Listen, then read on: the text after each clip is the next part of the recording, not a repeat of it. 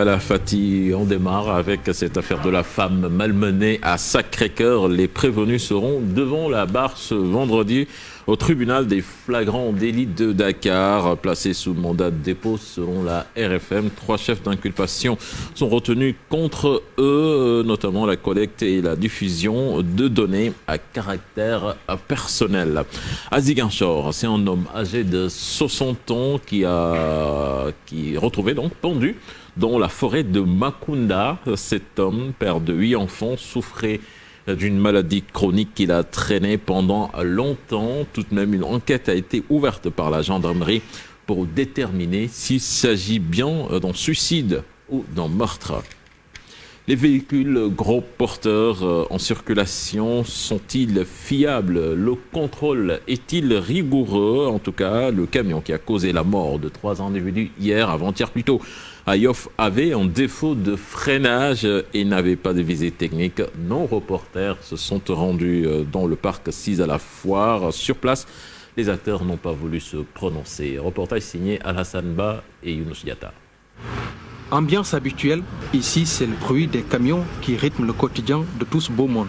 Nous avons tenté de les approcher pour avoir des informations sur la qualité technique de quelques-uns de ces véhicules. Mais c'est peine perdue.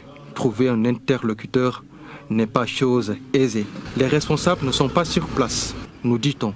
La plupart de ces camions sont vieux et sont de type berlier, identique à celui qui a causé la mort de 3 personnes hier à Yoff. D'après nos informations reçues du centre de contrôle technique, le véhicule circulait sans visite technique.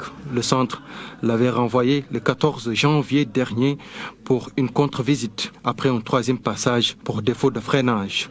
Mais le propriétaire n'y est pas retourné. Le berlier immatriculé DK 5227 est mis en circulation le 4 janvier 1979, date de sa dernière visite technique le 18 décembre 2018, c'est-à-dire la dernière fois où il est sorti apte du centre de contrôle technique. Certains Sénégalais rencontrés ont exprimé leur souhait de voir ces vieux camions retirés de la circulation. Camions yu màgget yi dañ ko fi war a jëlee parce que dañ fee yàgg aussi accident yi bëri na trop te tamit vraiment suñu sañoon ñuy daw guddi gi ñu ñuy bàyyi ci jàmm bëccëg bi. tamit ñu boole ci yar ñu xool oto ñi baaxul ñëpp ñu dindi leen. L'État avait entamé déjà le renouvellement du parc des véhicules gros porteurs. L'objectif à terme est de renouveler 3000 camions. Rappelons que dans la deuxième partie d'Info du matin, nous recevrons Aliou Souaré, le député donc, qui a fait une proposition de loi pour la révision de la code de la route. C'est bien ça, Chérif Dia? La loi de 2002 qu'il veut qu'on modifie, en plus instituer le permis à points. Il sera là avec nous en deuxième partie. Les fortes pluies qui se sont abattues dans le département de Linguère ont causé beaucoup de dégâts. L'axe Dara-Louga est devenu impraticable et les populations de Tila et les transporteurs de la gare routière de Dara lancent un cri du cœur pour que cette route soit réhabilitée dans les plus brefs délais. Mohamed Ndiaye. Les fortes pluies qui se sont abattues sur Djolof ont causé d'énormes dégâts. L'axe Dara-Louga est devenu impraticable. Depuis 5 ans, la route Dara-Louga est devenue une mauvaise route et tout le monde s'est crié. Et l'État, l'État avait dit que les fonds sont disponibles et on attend ça. Mais depuis lors, d'après la sourdité de l'État, la route s'est coupée et il peut causer d'énormes accidents. Selon Moussa Souaré, habitant du village de Tila, ce trou est un véritable danger pour les populations qui fréquentent cette route quotidiennement pour rallier Dara.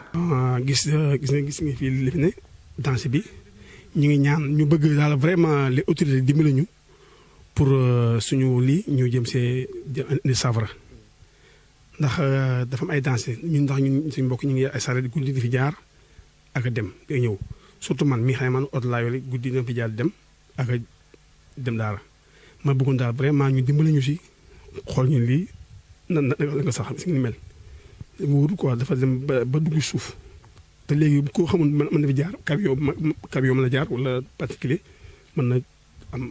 Les chauffeurs lancent un cri de cœur pour la réhabilitation de l'axe Louga-Dara qui est en état de délabrement très avancé. Et je voudrais que l'État nous vient en aide de reconstruire la route.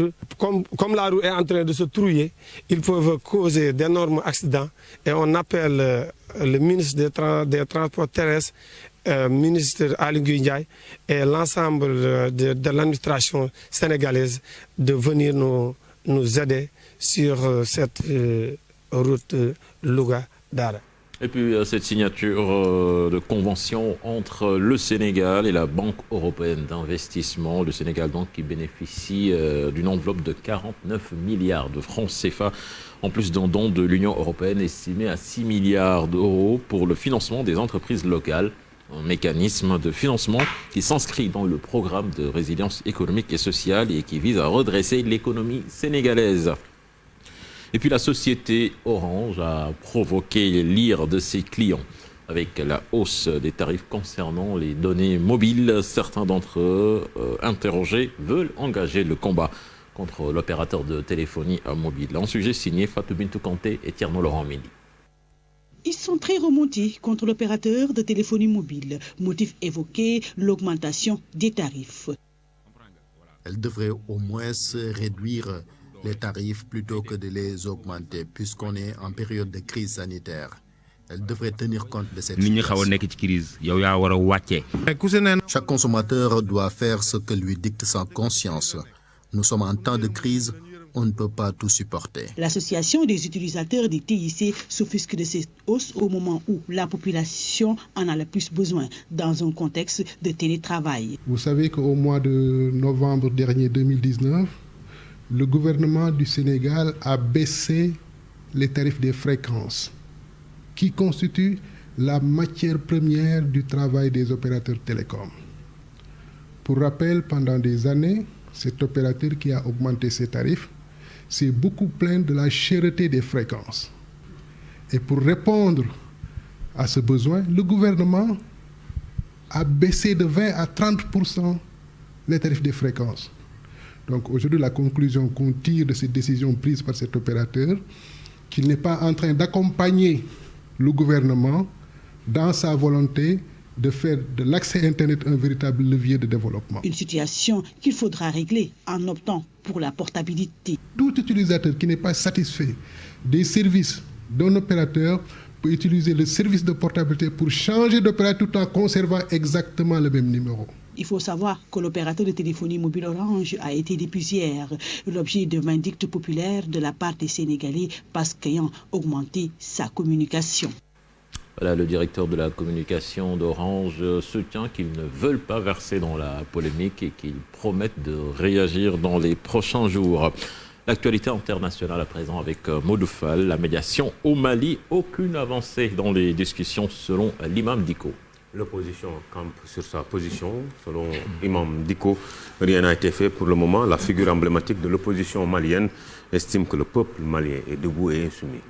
Donc nous l'écoutons au micro de nos confrères. On a bougé pour le moment. On ne nous a rien dit que j'ai pu comprendre. Je voulais vraiment le dire très sincèrement. Je l'ai dit et je le redis. Nous sommes un peuple debout, nous ne sommes pas un peuple soumis ou résigné. Et moi je le dis, je préfère mourir martyr que de mourir traître. Les jeunes gens qui ont perdu leur vie, ils ne l'ont pas perdu pour rien. Et si vraiment ce qu'on nous a dit, c'est à cause de cela qu'ils se sont réunis, je pense que rien n'a été fait pour le moment.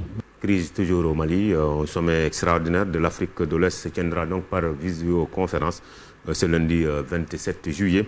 Une annonce faite par le chef de l'État nigérien et président en exercice de la CEDEAO, Mahamadou Issoufou. Un soldat a trouvé la mort au Mali lors d'un accrochage avec des groupes armés. Le militaire venait du 1er régiment de Houssar. Parachutistes, 2 autres militaires ont été blessés. Un récit de Fat Bintou Conté. Un soldat français a été tué ce jeudi 23 juillet dans la matinée au Mali lors de combats contre les groupes armés terroristes. 2 autres militaires ont été blessés, a ajouté le ministère de la Défense française dans un communiqué. L'accrochage s'est produit dans la région de Goussi, à 150 km à l'ouest de Gao, dans le centre du Mali. Son engin a sauté au contact d'un véhicule suicide chargé d'explosifs. Le militaire décédé, toujours à Sina, Razasfin Salaman, appartenu au 1er régiment du Hussard, parachutiste de Tarbé. Il a péri lors de combats contre les groupes armés terroristes terroriste à la suite du déclenchement d'un engin explosif improvisé au passage de son véhicule blindé. Le président Emmanuel Macron s'incline avec un profond respect devant le sacrifice de ces militaires morts dans l'accomplissement de sa mission. Il a en outre salué l'engagement, le courage et la détermination de ces militaires déployés au Sahel et leur renouvelle son entière confiance pour le succès de leur mission. L'armée française est engagée au Mali depuis janvier 2013 avec l'opération Serval, puis à partir de 2014 dans l'ensemble du Sahel, dans le cadre de la mission Barkhane. Bintou Conté, nous nous rendons en Côte d'Ivoire. Certains politiques demandent le report de l'élection présidentielle prévue en octobre 2020. Pour eux, seul ce report-là pourrait être gage de stabilité dans le pays. Le récit donc de Fatoumata Touré. En Côte d'Ivoire, un report de la présidentielle d'octobre est demandé par le PDCI, poids lourd de l'opposition en Côte d'Ivoire, ce 23 juillet. Un vœu émis après 2 jours de l'investiture de son candidat, l'ancien président de 86 ans, Henri Konan Bédié. Le secrétaire exécutif chargé de la communication du Parti démocratique de Côte d'Ivoire, Jean-Louis Bion, pense que ce report va contribuer à la paix, la stabilité, la crédibilité du processus électoral. Report toutefois qui pourrait faire l'affaire du RHDP, parti au pouvoir qui n'a toujours pas officiellement de candidat à 3 mois du scrutin. Au Soudan, les corps de 28 officiers de l'armée soudanaise auteurs d'un coup d'État raté en 1990 contre l'ex-président Omar el-Bachir ont été découverts dans une fosse commune à Omdurman, une annonce faite par le procureur de la République. Turquie, pour terminer, la transformation d'un musée en mosquée indispose la minorité chrétienne du pays. Sainte-Sophie d'Istanbul redevient formellement une mosquée ce vendredi 24 juillet avec une première prière collective. D'ailleurs, le président turc Recep Tayyip Erdogan prendra part à cette prière. Cheikh Diaw, c'est tout pour cette page internationale. Merci à vous, Mamadou Fall. Fatih, c'était tout pour la première tasse actu. Avant de recevoir Mortala, ça fait comme jamais. Ça fait comme jamais. En tout cas, merci beaucoup Mamadou Fall et Cheikh Diaw pour cette première tasse d'actu. Comme d'habitude, elle est très bien digérée.